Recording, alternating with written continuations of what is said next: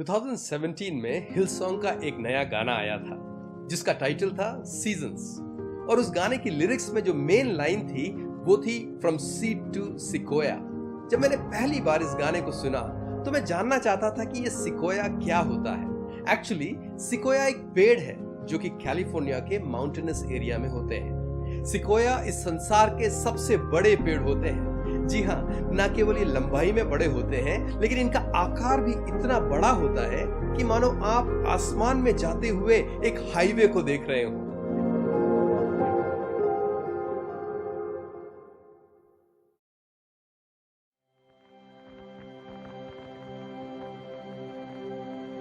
Like the frost on a rose, winter comes for us all. Oh, how nature acquaints us with the nature of patience. Like a seed in the snow,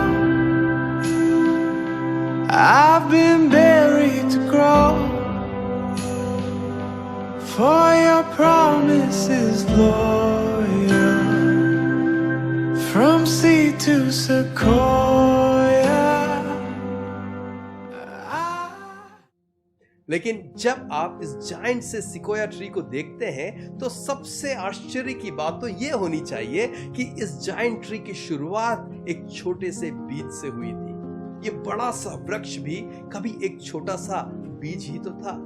इस song के lyrics इस तरह से शुरू होते हैं, like the frost on a rose, winter comes for us all. जैसे गुलाब के उस कोमल फूल पर भारी स्नो पड़ती है, वैसे ही हम सबके जीवन में विंटर्स आते हैं और जो कुछ हमें सुंदर लगता है वो उस बर्फ के नीचे दबकर खत्म हो जाता है।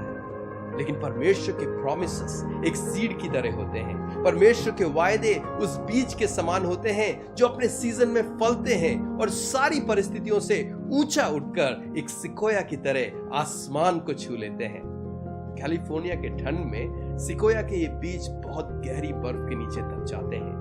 कोई नहीं जानता कि उस जमीन के नीचे एक बीज सिकोया बनने का इंतजार कर रहा है।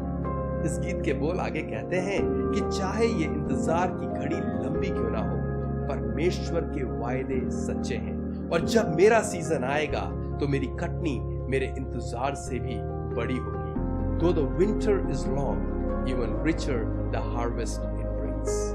जैसे उस बर्फ के नीचे दबे हुए बीज से सिकोया उग कर आता है, वैसे ही मेरे दिन भी आएंगे, मेरा सीजन भी आएगा।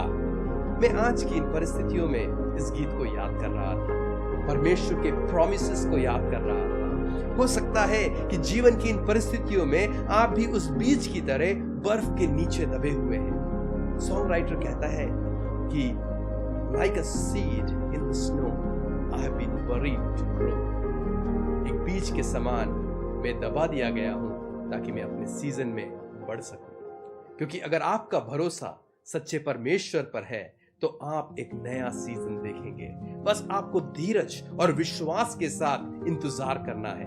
कोई भी परिस्थिति आपके जीवन में परमेश्वर की योजनाओं को विफल नहीं कर सकती है, क्योंकि एक बीज के समान परमेश्वर ने आपको अपनी सुरक्षा में रखा है। और जब तक परमेश्वर की योजनाओं को आप अपने जीवन में पूरा होते हुए नहीं देखते, तब तक कोई भी परिस्थिति आपको नाश नहीं कर सकती है। क्या आप विश्वास करेंगे? क्या आप अपने सीजन का इंतजार करेंगे? अब्राहम और सारा ने इंतजार किया। समय उनके बीज को नाश ना कर सका। यूसुफ एक गड्ढे में पड़ा था लेकिन वो एक सीड था। दाऊद अकेला जंगल में भेड़ों को संभाल रहा था लेकिन वो भी एक सीड था। और मूसा, वो तो एक छोटा सा बच्चा था जो एक बास्केट में नील नदी में बहता हुआ जा रहा था, लेकिन वो भी तो एक सीड ही था।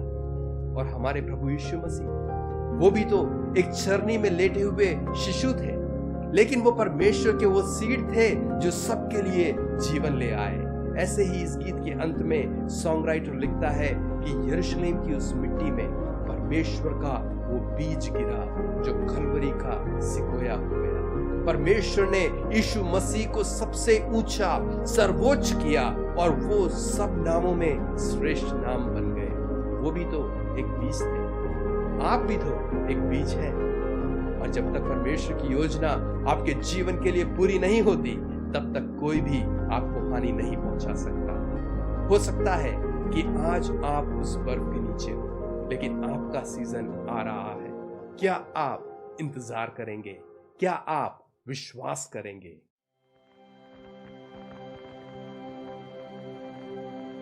Like the frost on a rose, winter comes for us all.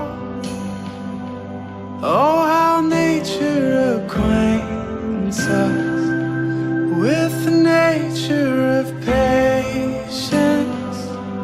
Like a seed in the snow, I've been buried to grow. For your promise is loyal, from sea to sequoia.